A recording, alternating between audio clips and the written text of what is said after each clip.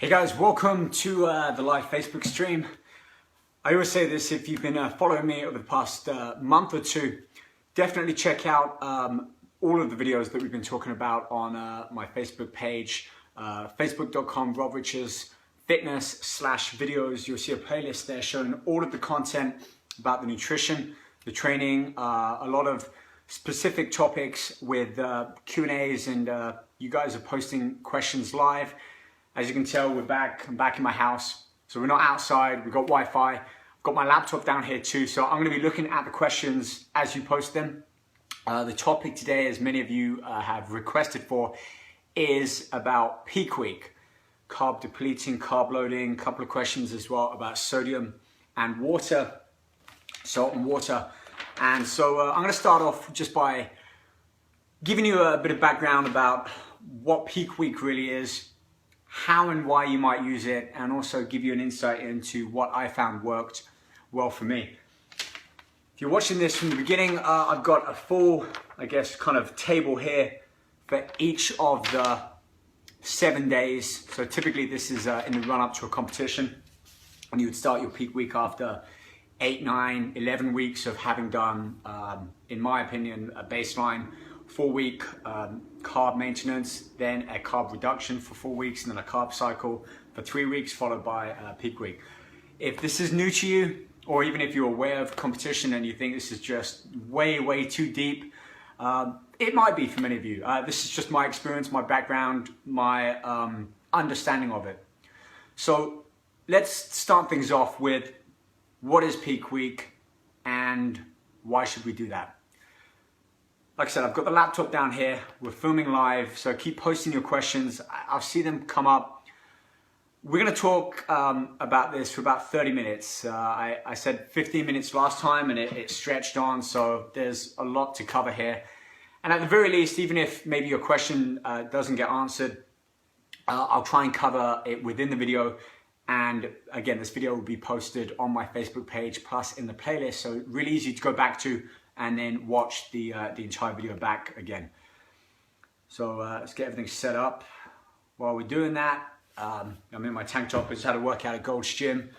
My buddy Ali, and trained shoulders. Doesn't look like it now, but I actually got a pretty good pump. I guess I just need a tan to show that. Let me refresh the page. Welcome as well to everyone watching. A lot of people watching in India, England, of course, my home nation. All over America and parts of Europe and beyond. So listen guys, I'm very appreciative to have you here. Okay, I've got the questions loaded up here. I see a couple asking about proteins and carbohydrates. So let's start things off with what is peak week?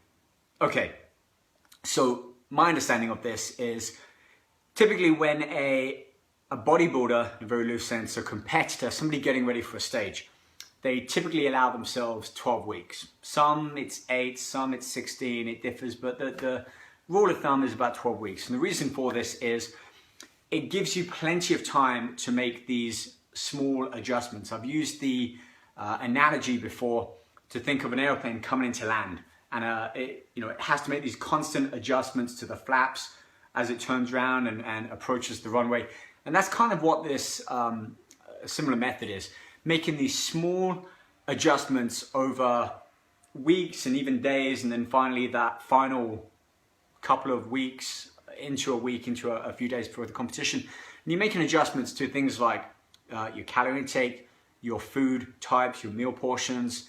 Covered a lot of this in the past few videos, so if you haven't watched any of those, after this, go check back. And we've got macro planning, daily meal planning on Monday at Venice Beach, Master Beach of all places actually. We talked about carb cycling.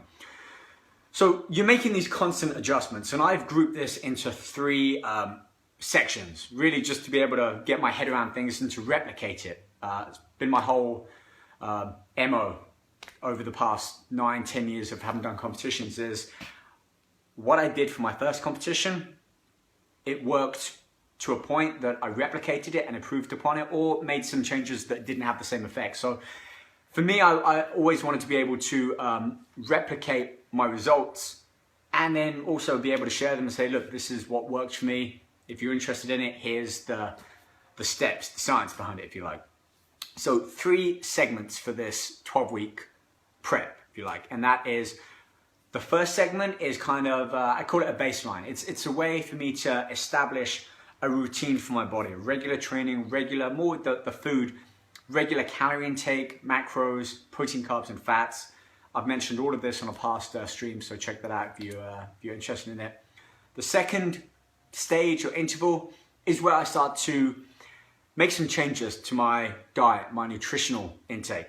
So just to give you a really broad understanding of this, let's say I was having 3,000 calories a day. This is for weeks 1 through to the end of 4. 3,000 calories a day. Out of that was made up of 40% protein, 40% carbs, and 20% of fat. So I pretty much maintained that for 4 weeks. My body got used to that. It became very expectant, reliable on that level of nutrition. So much so that to the point when I started to adjust this, and this isn't extremes. None of this is about extremes. That's why I give 12 weeks to be able to make these small adjustments. I would literally be dropping my carb intake by about 8% every 4 or 5 days. This might seem really like, what's the point of that? The point for me was I had a starting point and I had a really particular end point. I wanted to be on stage when I was doing the bodybuilding shows and later on to the fitness, which was a little bit more relaxed. But for the bodybuilding back in 2005 through to 8, yeah, I wanted to get my body fat level as low as possible. As you can see, I'm not a big guy. I couldn't have the mass and the size to be able to stand there like a bodybuilder, but for me it was about conditioning. And I enjoyed the process. I enjoyed the kind of science behind it, the steps, and also the stage time.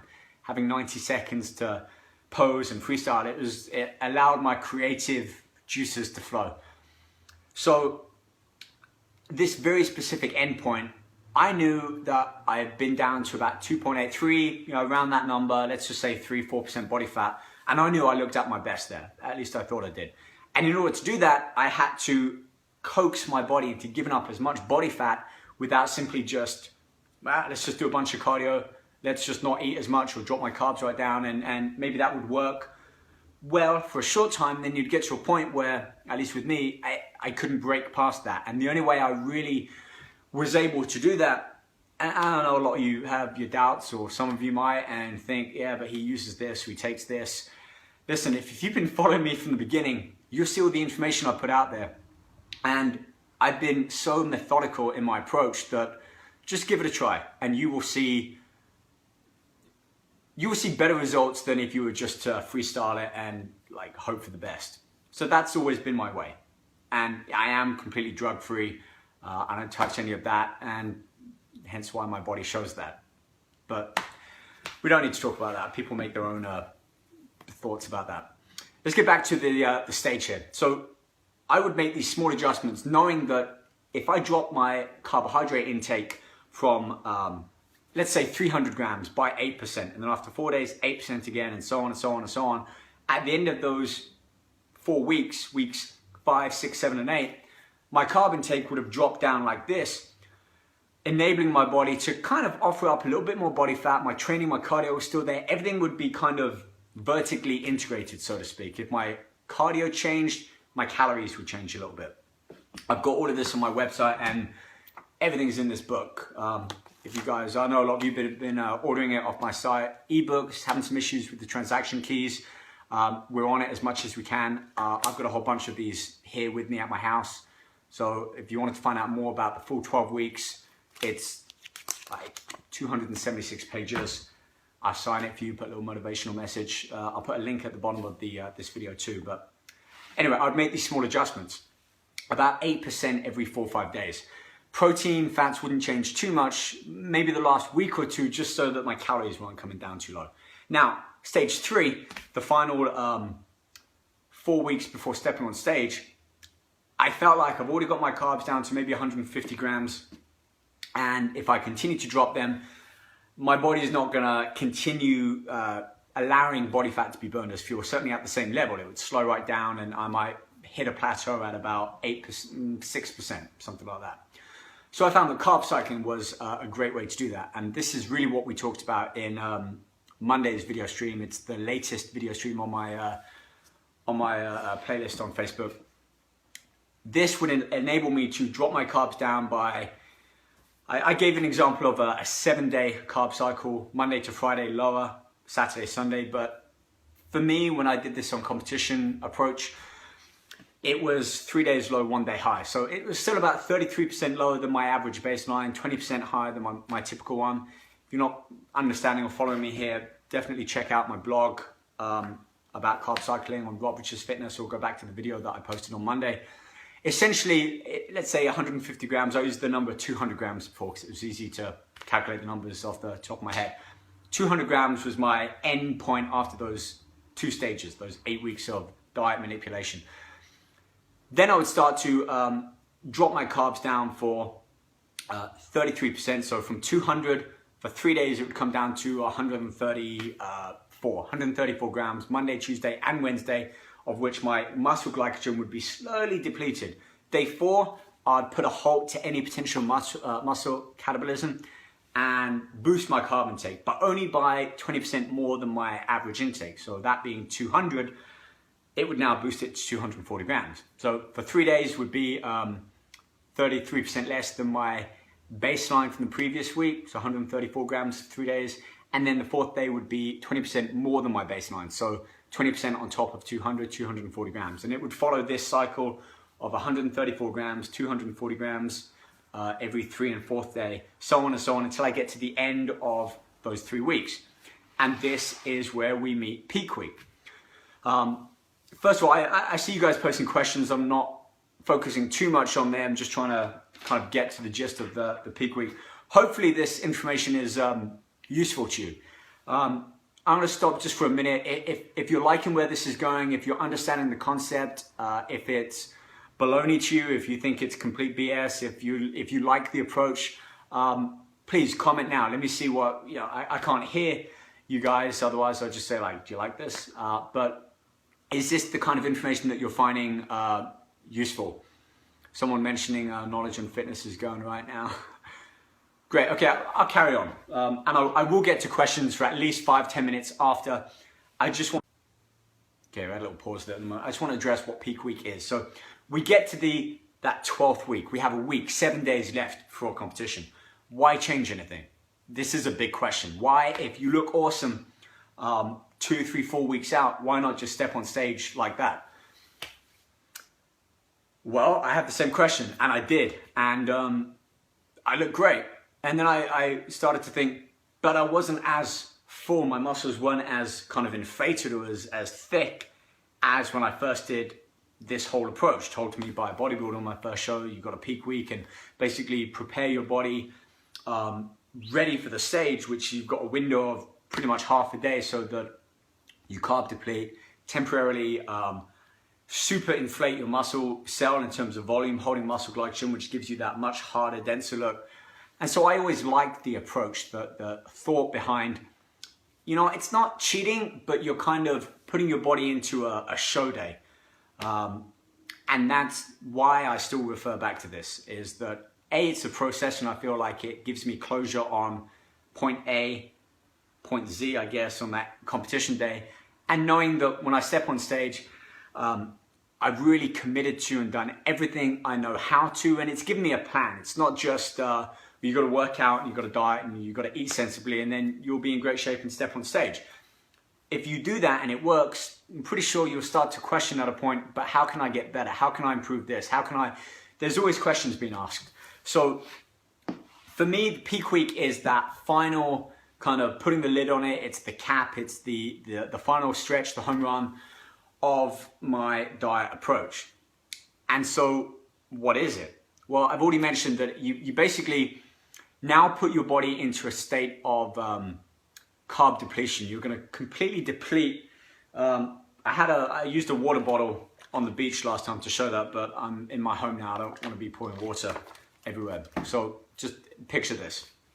And I do have a full blog feature on this that I'll include the link in it. It pretty much lays out all of the points that I'm talking about now, because I realize I drone on a little bit at times. Oh well, think of it like this. Your muscle cells think of them like water balloons. and you've got, they can hold a certain amount of muscle glycogen. This is where we get that muscle fullness from.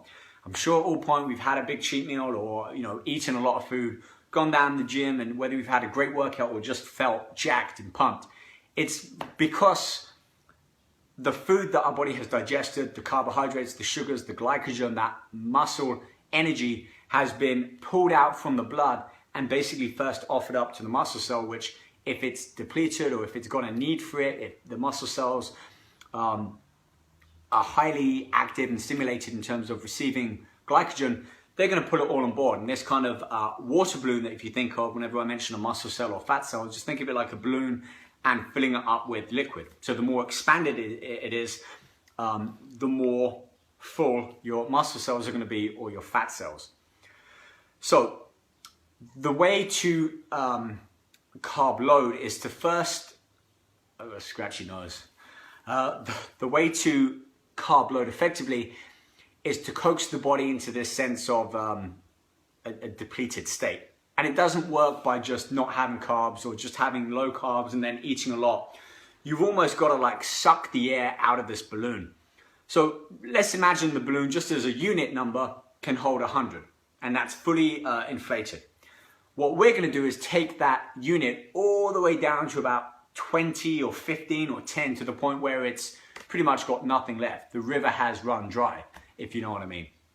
So now this depleted muscle cell is hungry, starving for muscle glycogen. So much so to the point that if you reintroduce a lot back, if you flood the river again with water, the banks won't break, meaning the muscle cell won't just overload and spill over on all of this excess muscle glycogen. It will actually temporarily hold more. And I've read and seen numbers that it's up to 2.5, 3 times more. So again, going back to that number, if it could hold 100 units and be full, at this point, the kind of state, the temporary state of fullness, if you like, now can hold up to 3 times more. So that 100 being full now goes up to 300. And you can start to see, if you've dieted down, you've got rid of the body fat, water and sodium, which I'll talk about as well, all of these factors which will affect the body in its subcutaneous water. That's the kind of water beneath the skin. You want to get that nice and low. You hear these terms thrown around a lot with bodybuilders and competitors about being dry, about being hard, about being full. This all comes down to the look, the effect. You want that dry look, meaning it looks like you've just got paper thin skin. That's another kind of buzzword. You've depleted the body of body fat so much so that your skin looks like it's just wrapped over these muscle fibers, which is great if you want to stand there and do all of these poses and go through your routine and just looking ripped and shredded and like your muscles about to burst out. Especially once you've got the tan on. Obviously I don't have any. And you've got these big bright lights on stage, which is another reason why you want to be so dark. And we'll talk about tanning and stage prep in another video if you like, is that you really want to present all of your muscular definition, your muscular fibers, your muscle fullness and your dryness, all of this all together on stage on that one day, and really you've got literally seconds to impress the judge.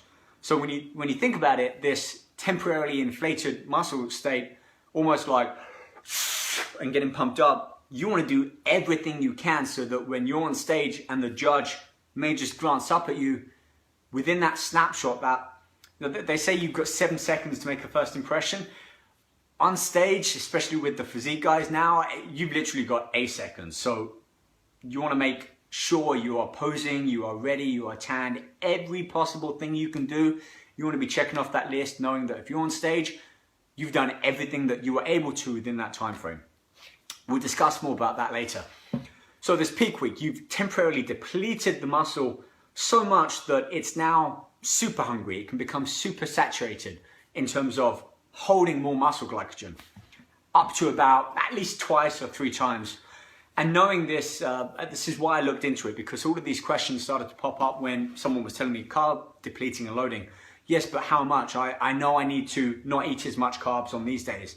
And then on these days, I need to eat whatever it might be and eat fast-acting, high glycemic carbs.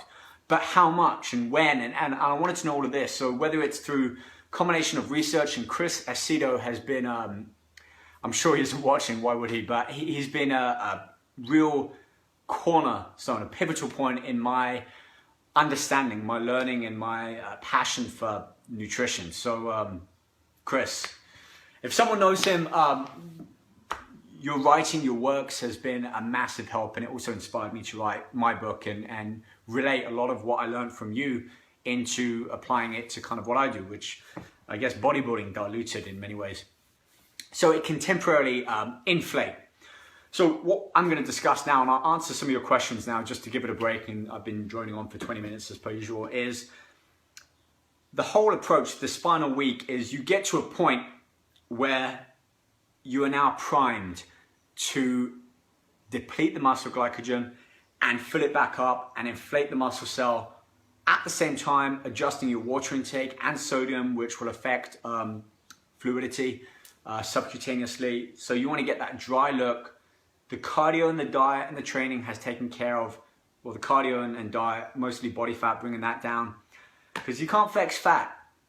You might be amazing on stage and posing, but if you haven't dieted properly or optimally compared to how good you look, you're still going to be posing or doing whatever poses you might be doing on stage and not look as lean and dry as you can. And a lot of that will come down to getting body fat levels low enough, regardless of peak week or carb cycling. That can help, but you can only really see the muscle fullness if your body fat levels are so low. And that's another big focus of this book. Is it's not really a bodybuilding book per se. It's more about my experiences on diet, trying to open up a little bit more of an insight into how and why and when to do certain things.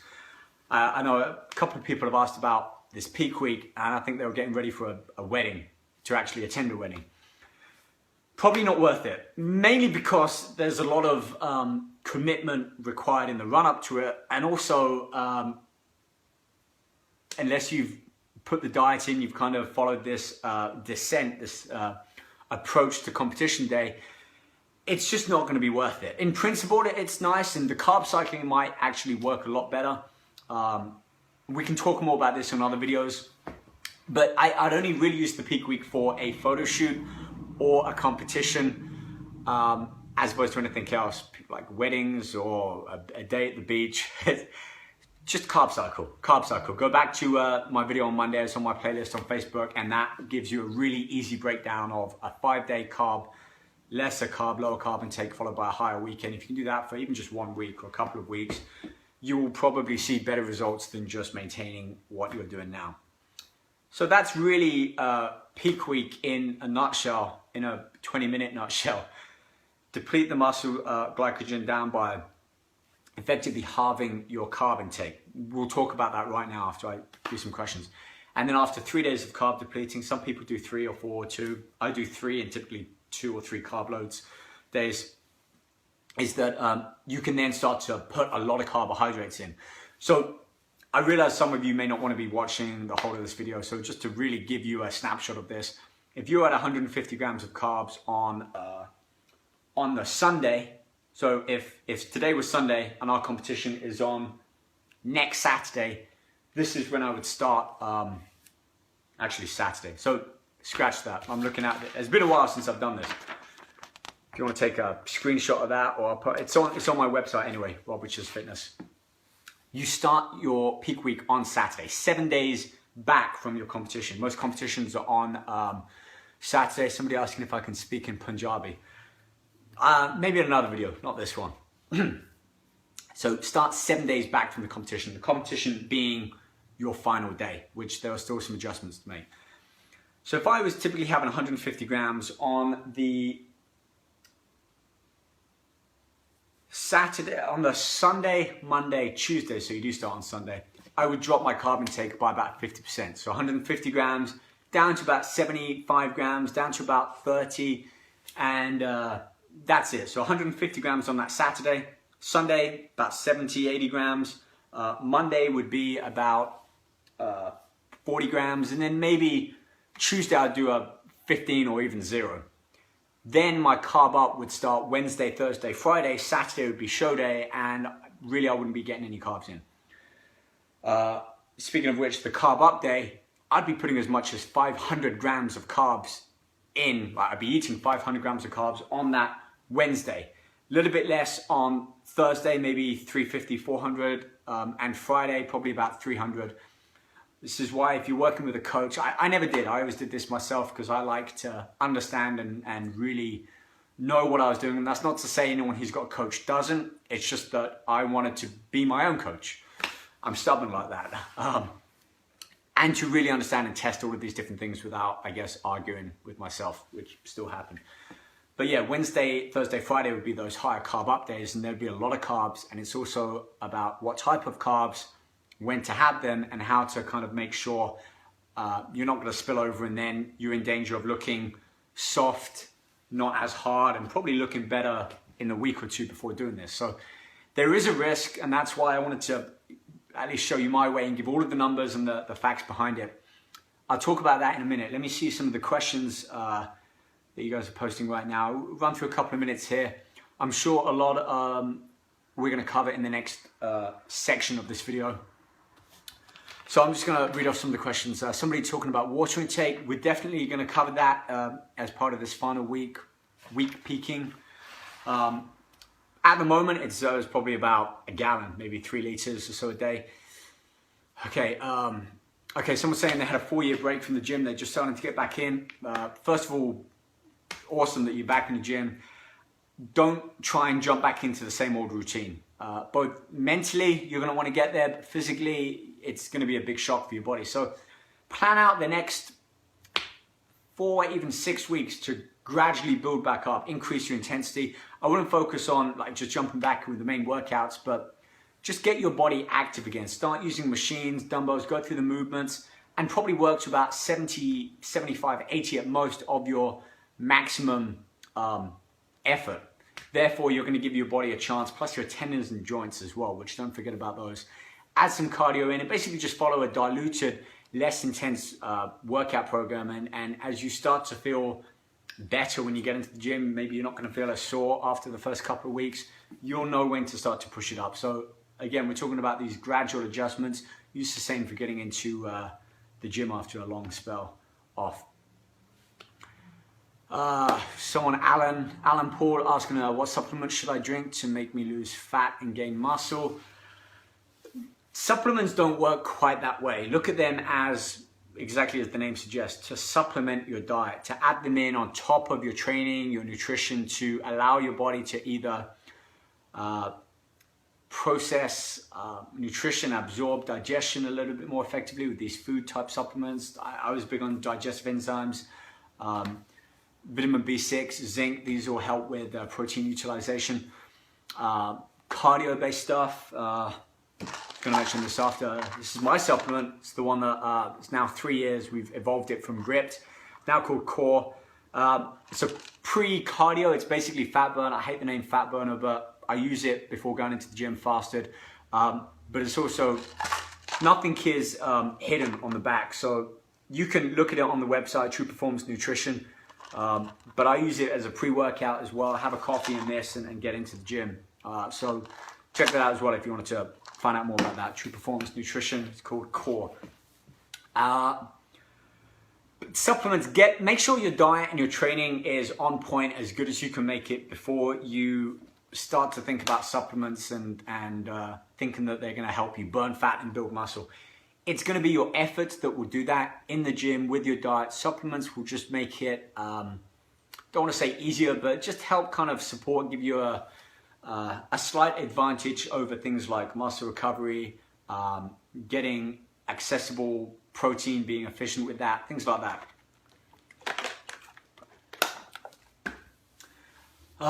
Okay, Taylor, how hard do you hold poses in physique? Is it semi-relaxed or are you going for it? Great question. Just below that, Alan, again, asking, is Core available in Qatar?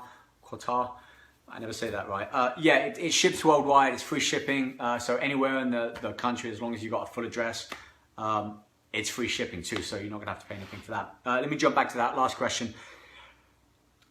Organizations, first of all, check with whichever organization. There's more now than probably there ever was. And when I was doing it, there was literally 2. 1 or 2. I was one of the first fitness competitors. I think there were 4 people on stage at the Seni Expo in 2006. So that's how fast and big it's grown since then, 10 years ago.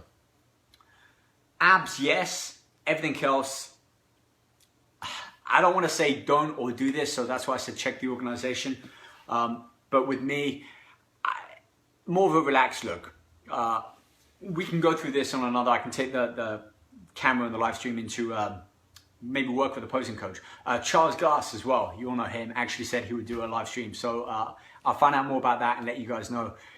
But definitely abs, shoulders are not up, they're more relaxed. And basically just the arms would be more relaxed at the side instead of, a lot of it you got to play around and find your pose. I'll cover this in another stream for sure, but abs, shoulders more relaxed as opposed to up here, and then it's just finding the right angles and but this isn't a bodybuilding show, so remember what it's for. At the end of the day, check the organization, look back at some of the photos. If you can, speak to some of the judges or event organizers, and you'll get a much better idea on what they're looking for. All right, I'll jump back to the questions. I'm gonna move on to really what this whole carb depletion cycle is. Again, here's the sheet that I put together. This is on my website. I'll post a link after. I'm just gonna run through carbs, water intake. I talk about protein and fat, supplements, and training. So let's look at this as 2 groups, 3 effectively. You've got a week out, so Saturday through to Saturday. Saturday being 7 days out, Sunday 6 days out, Monday 5, Tuesday 4, Wednesday 3, Thursday 2, Friday 1, competition day, day 0 effectively. So it's 8 days in that sense. The first 4 days is when I start to manipulate water and carbohydrates, and this will also do your training. So there's a lot of information here. If you're interested in more, have a look at the website for sure. It's also in my book, a full chapter devoted to peak week. I'll skim across this, otherwise I'll be talking for the next hour about this. So here's how we work it. On Saturday, you maintain the carb intake that you had for the previous week, or the final drop. Let's say that's 150 grams. On Sunday, this is a very easier approach to understanding the numbers. On Sunday, you half that. So 150, it's now 75. Monday, half that again, 50% off. So it's about 37 and a half, 40, 35, something like that. You get the idea. Tuesday, half it again. I wouldn't go 0. I don't like 0 carb days. Basically just because I still want to give my body I want to show it that I'm giving it some carbohydrates, even if it's a tiny amount, and I'm sure it probably has no effect whether it's 15, 20 grams or 0, but I think my compulsive nature of being so fickle with the numbers that I wanted to follow it exactly as how it ended up, half, half, half, and half. So it probably ended up 15, 20 grams. This is not a big factor, go 0, stick to 20, but for me, I would follow that 20. So I went from 150 down to, on Saturday, down on Tuesday to basically the lowest carb, 20 grams. At the same time, Saturday, Sunday, Monday, Tuesday, my water intake, I'd start off on Saturday here with 8 liters of water.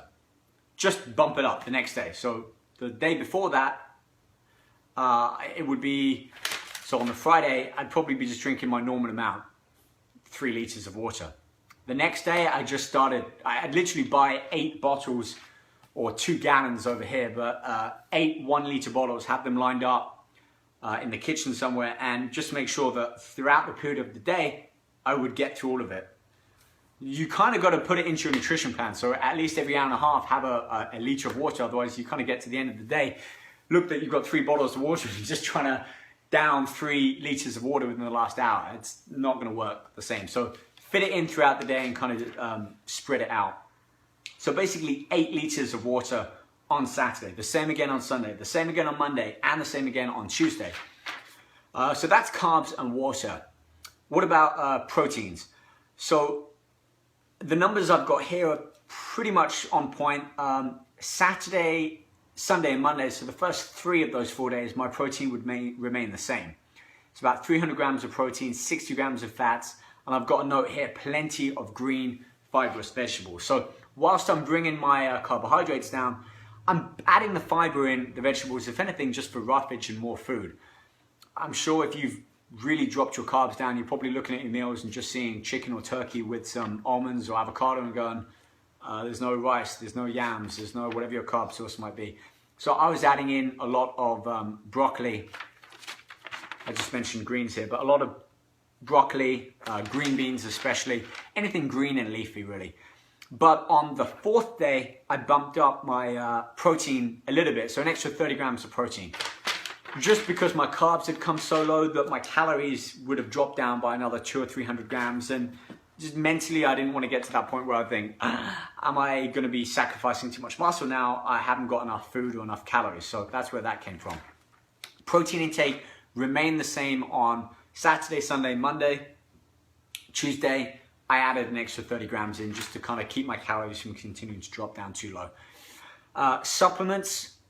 I'd be taking a digestive enzyme with every meal, every solid meal. By the way, at this final week, I wouldn't be having pre-workouts, supplements, proteins really, just food-based supplements. So digestive enzymes, ALA, I mentioned these later on that we'll get to.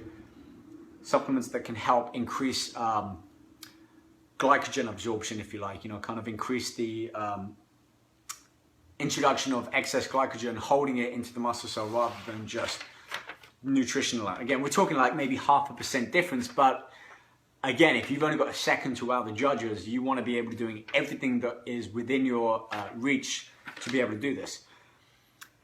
So a digestive enzyme pretty much with every solid meal, and I'd be getting the majority of my fats from a cold pressed oil such as flaxseed or Udo's oil. If you're in England especially, this is a great brand, Udo's oil. That's where I'll be getting most of my essential fats from. Now training, I mentioned a section on here as well. I got a series of videos on here, so I'll update my blog as well to include these videos. I call it, I don't know where I got this name from, a glycotic upper body depletion circuit. Basically, I'd be still training, but I'd be doing workouts that would a full upper body. I wouldn't train my legs. Reason for that is from the bodybuilding days, training your legs would help fluid pool in them and not allow you to get as lean and sharper cuts in them on stage if you were to train your legs. So this is, probably can't see it too well there, but the glycotic, basically upper body circuit. So on that Saturday, Sunday, Monday, Tuesday, I'd go into the gym and really just pick out exercises, and I'll post a full breakdown of this as well if you want to see it.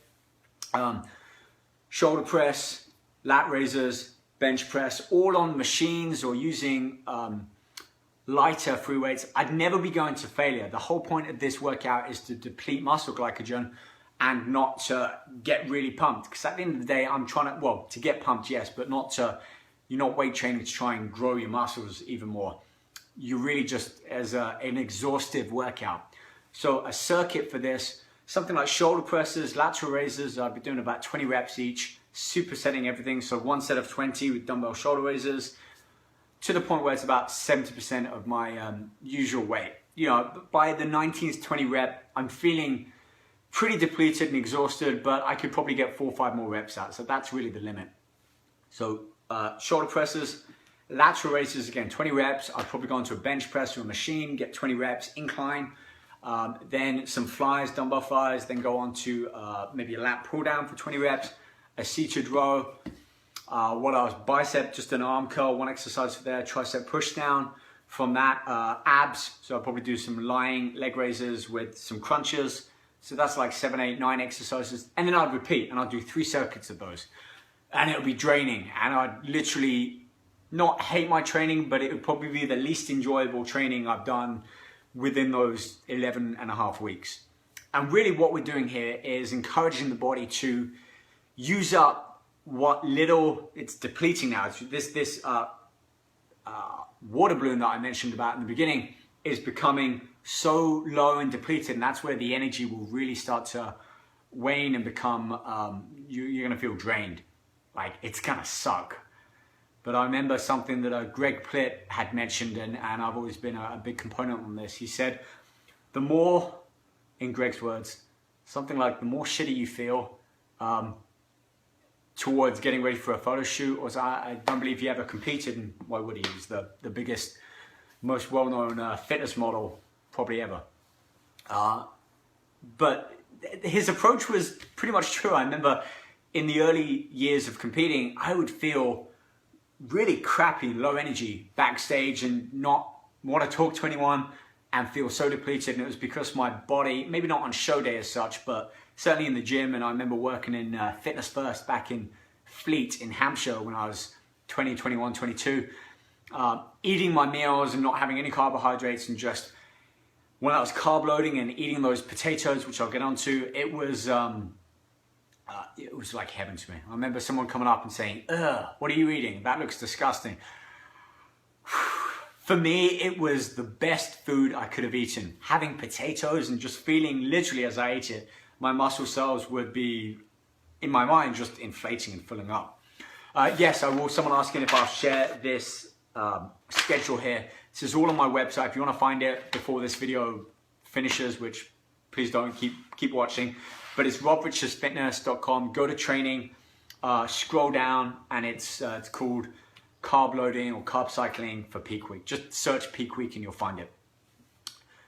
So that's why we do this upper body workout. It's really depleting muscle glycogen. It's like running your car on empty, only putting a gallon in and trying to drive 2 or 3 gallons to the point where it's on fumes. I want my muscle cells to be in that same kind of approach. So now we get to Wednesday, fully depleted. I'm not doing any cardio, I'm not training legs. My carbs are kind of dropping down. My water is up to 8 liters. My food is pretty much the same with proteins, and I'll be doing pretty much just chicken or dry turkey. Be cooking turkey in the oven, baked turkey, fats, almonds, not nut butter, a lot of cold pressed flaxseed oil. So basically just imagine baked turkey, 300 grams a day, so 50 grams every meal pretty much. Breakfast, I don't know, for some reason I didn't want eggs, so I'd kind of enjoy the strain, the process of this final week. I felt like if I was following everything, I just felt like I was doing absolutely everything I could. So that was baked turkey, 50 grams of protein from that, either 10 grams of fat per meal, so that would be maybe 12 raw almond kernels, or some tablespoon, 10-12 grams of Udo's oil, flaxseed oil, and then just a heap load of broccoli, kind of semi-steamed, so it wasn't too hard to crunch, but it wasn't soft and soggy either. Broccoli, green beans, something like that, just to be able to eat and fill, because I get so hungry. And I'd be eating foods like that pretty much every 3 days, only bumping protein up by 30 grams on that 4th day, Tuesday. So now we get to Wednesday, Thursday, Friday. This is the day that I like, the time period, those 3 days. Listen, if you have any holiday leave with work, if you're able to take time off, now is the time to do it. Those 3 days before a show, so if Saturday is your competition, your photo shoot day, cover shoot day, whatever it is that you're doing this for, work back 3 days, so Friday, Thursday, Wednesday, get those off work. And here's why. So the first thing we start to do is our carb loading. This is pretty complex here. I don't need to keep holding this up. I don't think you can see on the screen too well, but on Wednesday is when I start my carb loading. So this is where over 3 days I'm gonna temporarily really saturate my muscle cell with glycogen by eating enough carbohydrates at the right times in the right portions. I wouldn't advise just having 500 grams or a cheat meal. I'll cover this briefly in a bit as well, but I wouldn't advise having just crap food. You still want it. This is when your body, like, you're 3 days away from a stage. Why risk it? And some people might, and I have seen it, they've got really good results from sugar loading, eating candy, sweets. I didn't really want to risk doing that right before competition. Maybe had I have done that, I could have looked better, but I don't like the thought of doing that. I still want to put good food in my body. So I'll continue to follow it this way. And this is the only experience I can speak about. So on that Wednesday in the morning, I'd get 400 grams of carbs. I mentioned 500. I'd probably, now I'm a little bit bigger. So these numbers here were based on 6-7 years ago when I was a bit lighter, but let's say 450 grams of carbohydrates. Thursday, a little bit less, 400, 350, and Friday, this is where you need a careful eye based on how much pull in my skin, how much I feel I can hold, whether I want to go right to that limit. But basically 450 grams on Wednesday, 400, 380 kind of grams on that Thursday. Friday, probably 300, 250 grams. And pretty much I'd spread these throughout the day, except for Wednesday and Thursday, which would be my first and second carb up days. And the bulk of my carbs, meaning at least 30-40% of those, would be eaten within the first 2 meals. So breakfast and meal 2, so let's say 7 a.m. and 10 a.m. On Wednesday and Thursday, would be where I'd be getting the majority of my carbs from. Purely because I want to kickstart that glycogen replenishment. And the way to do this, and this is like having time off work just to be able to relax, because you don't really work out on these days. You do on Wednesday, possibly Thursday morning.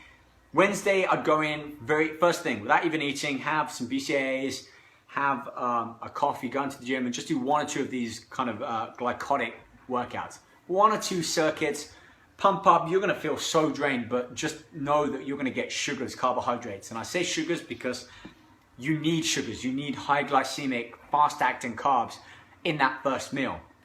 One of my posts that I put on my blog yesterday actually was about a bagel with some jam, and this is exactly what I would have as my first meal on Wednesday, day 1 of my Carb Up.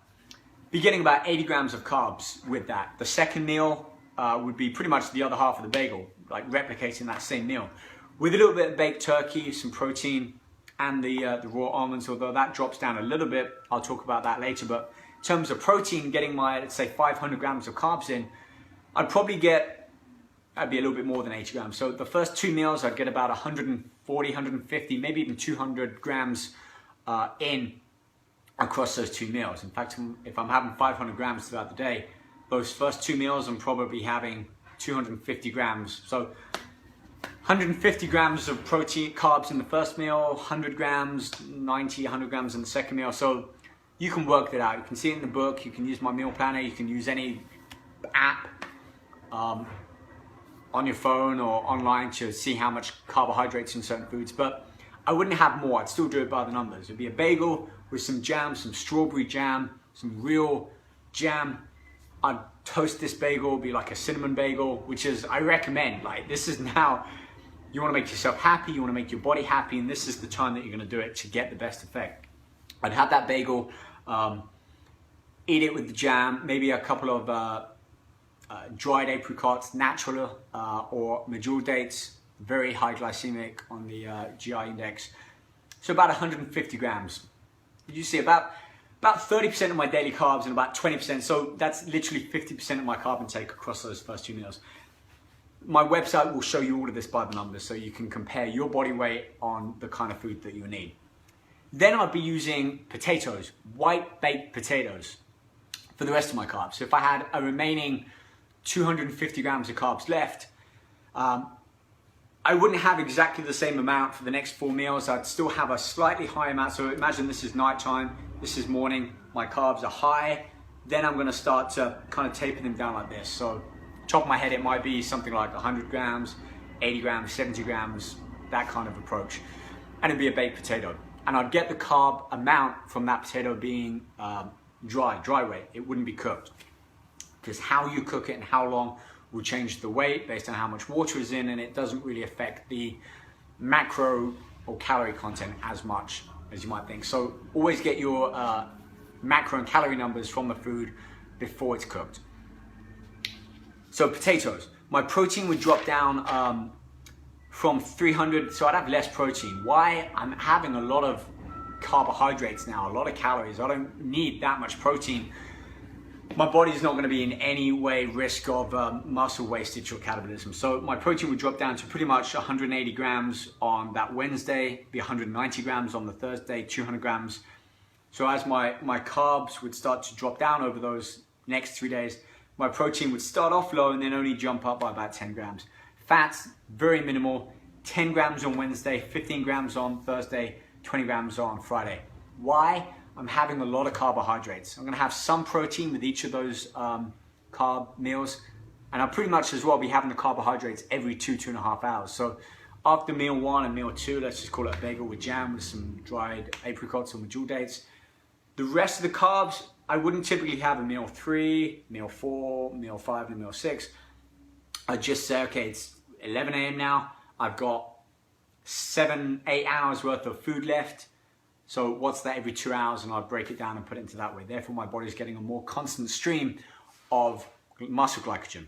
And that early morning workout will really kickstart your body's response, receptiveness to, first of all, faster acting, higher glycemic sugars in the form of processed manufactured carbs, bagel, muffins, pancakes. Providing you can fit it in with the numbers, you're good with that. And then white baked potato with basically just a smaller amount of baked turkey. No fiber, no vegetables on this because I don't want to slow down the absorption, the digestion of my muscle glycogen. You can see I've already been talking for 50 minutes and we're only just on sort of day 4 or 5 of this. It's detailed. I wanted to really understand it so that I could do it right. Day 2 would be similar. I might go in early morning and just want to reboost that Kickstarter effect of a high glycemic, glycotic upper body workout. Basically just one circuit. I don't want to keep doing it because I don't want to use up this starting to expand muscle glycogen in the muscle. So heck, you could even wake up and do a couple of push-ups, not to the point where you're getting so pumped, but if you can get into the gym, a couple of tricep push-downs, maybe 1 or 2 shoulder exercises, spend 10 minutes there. Just get a little bit of a feeling of being depleted. And then when you get your first and second meal again in those high glycemic, faster acting sugars, it could be a bagel again, and you can have the same amount and then you just have a slightly lower amount of carbs for that remaining rest of the day on Thursday, day 2 of your Carb Up. I'd still use white baked potatoes, and then on the Friday I'd switch over to yams, sweet potatoes, just because they're slightly lower glycemic, and it in my mind I run less of a risk of pushing my muscle glycogen over the edge, like putting too much fast acting sugars or putting too much muscle glycogen, carbs, sugars into the muscle cell too quickly, too soon. So on that day 3, it's already starting to top up nicely. I'm starting to feel full. I'm pretty much resting throughout the day. I'm practicing my posing, holding the flexors for minutes at a time, doing that 2 or 3 times a day. Squeezing the muscle will help pull in that muscle glycogen as well.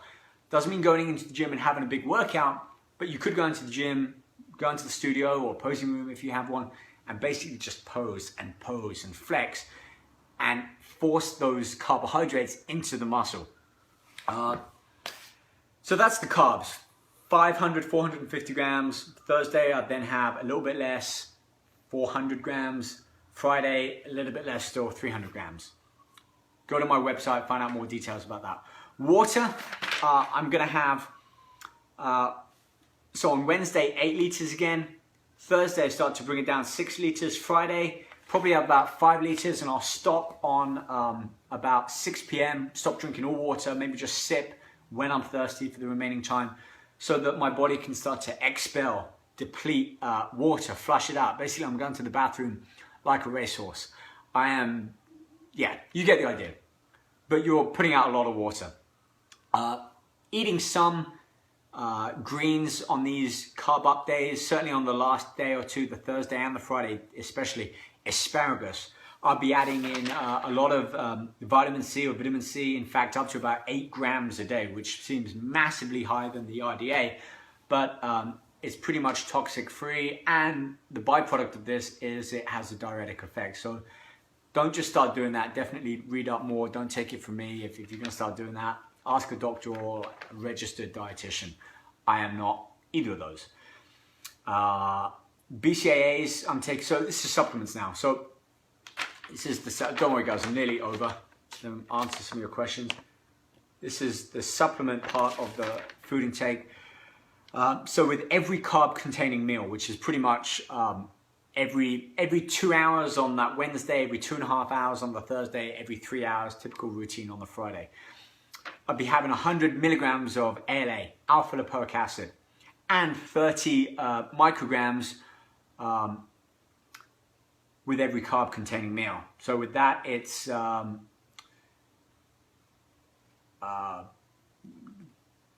It's a supplement that I haven't written on here. I can't think of it right now. It's I'll post it on the link after. I'm thinking of a lot here, and I obviously haven't written it down. But I'll mention that. These are basically, they'll help continue to carry muscle glycogen into the muscle cell. So again, all of this is on my website. I'm just kind of going over it to give you a verbal cue of it. I'd also take a digestive enzyme with every nutrient. I'm eating a lot of carbs, so I want my body to maximally take that in, absorb it. I'd take 3 grams of BCAAs and 2 grams of glutamine with the meal. In fact, every meal I'd have 3 grams of BCAAs before, because my proteins drop down a bit, and those essential amino acids will actually help with the muscle glycogen to shuttle carbs into the muscle more effectively. And 20 grams of glutamine throughout the day. So probably 4 grams of glutamine every early morning, late morning, early afternoon and evening. And I'll do that through Wednesday, Thursday and Friday. Workouts I've already kind of discussed. Water, salt, somebody mentioned. You know, I'd probably, going back briefly, 2 weeks before, 14 days out from the competition, for 2 days I would add 5 grams of table salt in. So I'd actually weigh out 5 grams of table salt with iodine in and just sprinkle that over my food. So I'm kind of effectively sodium loading 14 and 13 days out from the show. And then from 12 days out, coming into our final peak week, I would cut all salt at all. I wouldn't use any spices that contain sodium or salt. I wouldn't put anything on my food salt-wise. And I'd even boil meats. That's how far I'd go. So salt, I wouldn't really do too much. I just certainly wouldn't be adding any of it. Okay, so now we kind of get on to Saturday, show day. Providing you've done everything right, you've done it by the numbers, you should be waking up, still going to the bathroom, you're going to have a pretty crappy night because you're going to be waking up every few hours to go to the bathroom. But that's a good thing. You're going to literally be drying out overnight. So on show day, for me, it was just a ritual that I'd have like a 200-gram steak, mainly because the night before I'd end with my protein with I'd have eaten all my carbs by then, no water by that time. I'd have a small glass of red wine. It would help me sleep a little bit better because I hadn't had alcohol for literally 12 weeks, so that was the only time that I'd allow it in my diet. A little bit of alcohol, kind of got a diuretic effect, kind of helps you dry out with it being alcoholic. Like a small glass of red wine with a steak, 250-gram filet mignon, with some asparagus, all of which it's like my final meal before the day of the show. If the steak was big enough, I'd chop it in half, have that in the morning. So pretty much my breakfast would consist on show day, 200-gram steak, 2 fried eggs, so I'd have the yolk, the fats from there, no carbohydrates because I've already fully saturated my muscle cell, and that would be it. And then for the next, every 2.5 hours, I'm pretty much just snacking, not really worrying about the numbers, but snacking on dried baked turkey and almonds. And that is that. You know, I do my pump up before the show, maybe get some honey and some dates, right? 20 minutes or so before pumping up. Force those sugars in, and as I'm doing my little, basically that same upper body routine, whether with bands or some weights, 15, 20 reps, basically just working the shoulders, working the arms to pump up and then squeeze so that when I go on stage, I'm looking as full and hard as dry as I possibly can. That's a whole nother topic. I'll cover that on show day. There's a lot more about food, about a warm up, all of these different things. I'm sure that you have a lot of questions, but yeah, that's basically peak week. As you can see, my approach is detailed to say the least, and all of that is going to be on my website, Rob Richards Fitness. Just search peak week. Let me wrap this up now because it's been talking for an hour. I said it would be about 20-25 minutes already. That's 2-3 times. So yeah, let me finish this up, guys, and go on some of the questions. I'm sure you got a lot of questions relating to your own unique experiences or approach to diet or competition. But let's see what you guys are saying. Some of you have already got this off the website. Again, I'll post a link to it on the blog after. People commenting back to each other, so that's good. I love that you guys are kind of jumping in, and it's a forum, effectively a community for everyone interested in this particular topic, completing bodybuilding, to offer their advice, and absolutely keep doing that. Protein, somebody had mentioned, my protein is still, it's pretty much all from meats at that point. I'm only having turkey really on that last week, except for steak on that final meal and the morning of. Baked turkey, it was for me the most efficient way I could get my protein, and I just felt almost eating it, it was dry, it didn't taste too good, but I knew that it was what I needed to be doing. So the protein amounts again was something like, the first Saturday, Sunday, Monday, Tuesday was 300 grams, 330 on that Tuesday. Wednesday dropped down to 180 grams, 190 for Thursday, 200 for Friday. Saturday was really just a minimum. I was just nibbling on turkey and almonds to hold off hunger pangs, really. But that's protein. Okay, somebody asking about bulk for gaining mass. We briefly touched upon this, or I did in a previous video a couple of weeks ago, so check out my playlist on Facebook, Rob Richards Fitness, or Facebook Rob Richards Fitness /videos. But if you guys want to know more about this, I'm happy to kind of break it down and go over it in a little bit more detail. Okay, deplete water. My coach made me on the last show. This is from Dan Baldwin. And I was not full at all. Was it the lack of water? Don't know without looking or being there to experience it with you.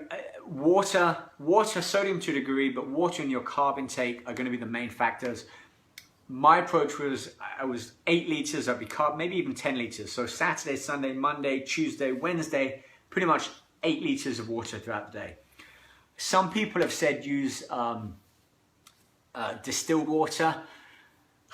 Listen, I tried this, and I think because of the lack of electrolytes and minerals in there, it just didn't make me feel good. So spring water is fine. Bottled water, I just buy all of the bottled water pretty much a week in. I think I was in Sainsbury's at the time buying literally, 8 liters for 4, I mean, I had a shopping cart literally stacked up of water.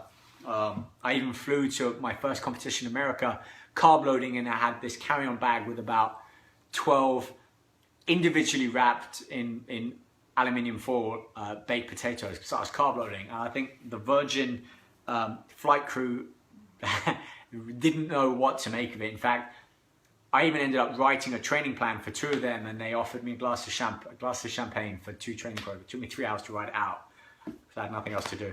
But my friend Faye at the time got the free champagne for my work writing out their training program. So look, if you're into fitness, you can get your friends hooked up with free champagne on Virgin flights. So there you go.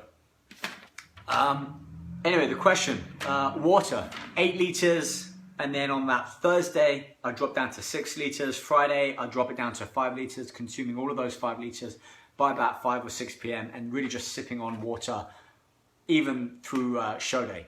So I'd be continuing to go to the bathroom, expel, deplete water, ultimately ending up drier on stage. Okay, yeah, distilled water. So Dan just mentioned that as well. He tried that. There are certain things I won't do. I just found that was holding me back, and it made me feel really weak. And really, distilled water doesn't have the minerals that normal water does. So spring water is fine. Okay, Raza here asking about changing up of routines, any tips for tricep and back. We'll touch upon this maybe Friday back in the gym. That's a good question. Is it good to start out? Abdullah there asking about working out at an early age. Listen, definitely be active. I was playing football, soccer, England and America. Mountain biking since I was a young age. I started weight training at about 14, 15. For me, that was an okay age. Anything younger than that, I mean, we're each going to have different experiences and factors relating to how and why. Look, speak to your parents because they're your guardians at that point, and definitely find a gym or a well-qualified trainer who can show you the right thing so that you do it gradually. I use that word a lot, but it's important with this. And even if you're a first-time gym user, still gradually start to build up your approach to fitness and your routine. You don't just jump in and follow. I remember I was following Jay Cutler's chest guide in Flex magazine for 2 hours when I was 15. Didn't know any difference. Fortunately, I think with the expanse of social media now, there's so much more information out there that we can kind of see that might not be the right thing to do as a complete novice and beginner. Okay, moving on. Santosh, I see you posting there. I haven't seen it. If you can post your question again, it's just easier than trying to scroll through a couple of hundred comments. So I'll keep speaking for a few more minutes. Post your question again if I see it pop up.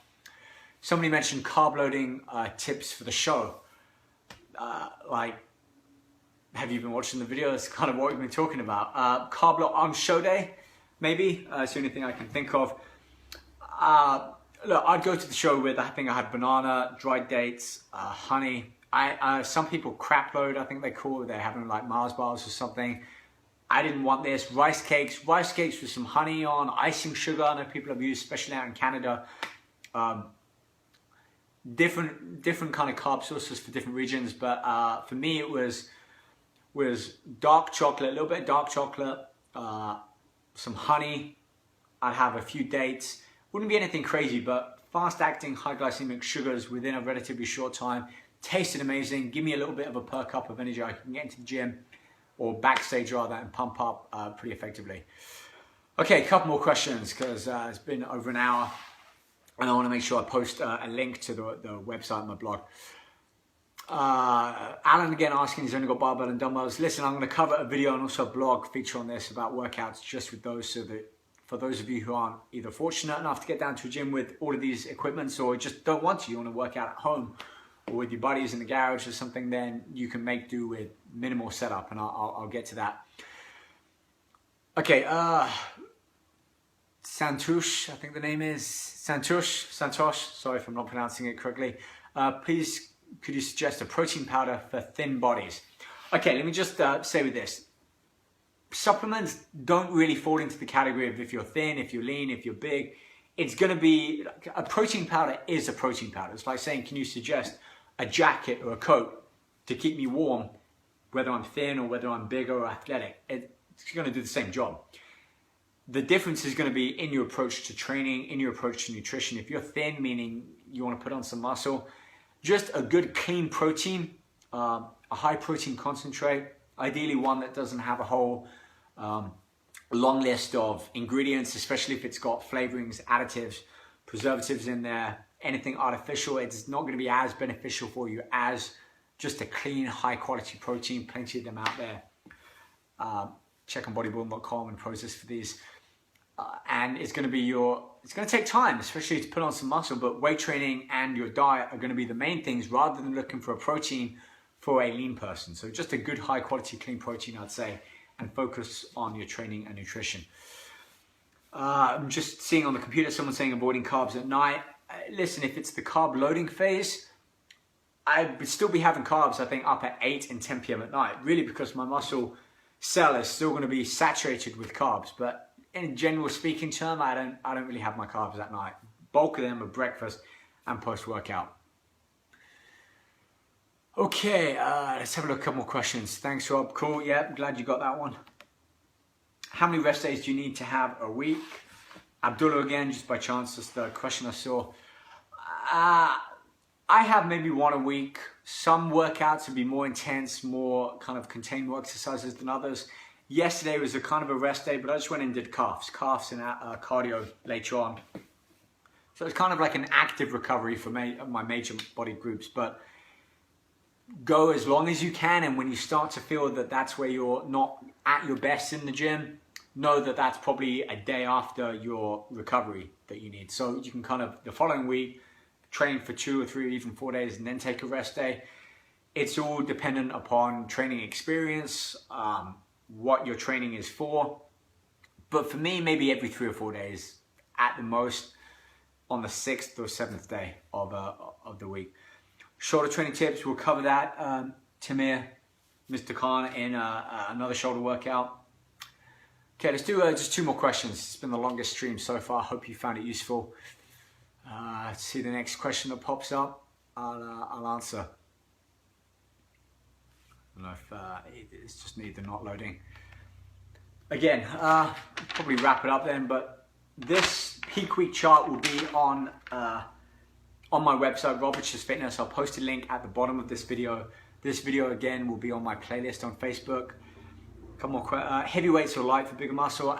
For bigger muscle, definitely heavy weights. If you're doing the peak week workout that I spoke about, I'll include a video as well with that. Lighter weights, more machines, more volume, 20 reps. Is peak week for everyone? If you're doing a competition, research it, look into it. It's all on my website, and you can see if it's something that you want to try, or maybe do what you can before and then give it a try and compare the two. I'd love to be able to hear your thoughts and experience on that. If you haven't done peak week for a competition and you look good, and then you do peak week, you see the difference. And for some people, maybe not. Others, for me anyway, I did see a result. Okay. I'm going to wrap it up here just because there's many questions, a lot of them relating to topics you can find on my website. So just search that question or the term at Rob Richards Fitness. If it's nutrition or training, there's a lot of information from years of blogs and articles on there. We'll be back Friday, 11 a.m. Pacific Standard Time. I'll let you guys know what I'm talking about, but probably follow on this sequence and do kind of competition day. Maybe we'll do it at Gold Shim. I'm not exactly competition shape, but maybe I can see if I can get someone who is in competition shape and run through some of the posing requirements and give you some tips or insight, maybe above my experience. So with it being Gold Gym, we'll see if that's possible. I'll keep you guys posted. Until then, listen, thanks for watching. For those of you who have sat here and watched for the entire hour and 10 minutes, I really do appreciate that you've given me your time. Hopefully you found something useful. And yeah, 2 days from now, or Friday at 11 a.m., hopefully we can get into the gym and I can do something in the studio talking about posing, competition, stage day, and we'll take it from there. So enjoy the rest of your day, or your evening, or your night, wherever you are. These things take time, so it's a marathon. Focus on the small progressive steps, and you know, in the long run, you'll find yourself looking back and saying, I've actually come quite a long way. So until then, just stay focused, motivated. I'll be back Friday, and I'll be posting on Facebook for the rest of the day. All right, guys, take care. Bye.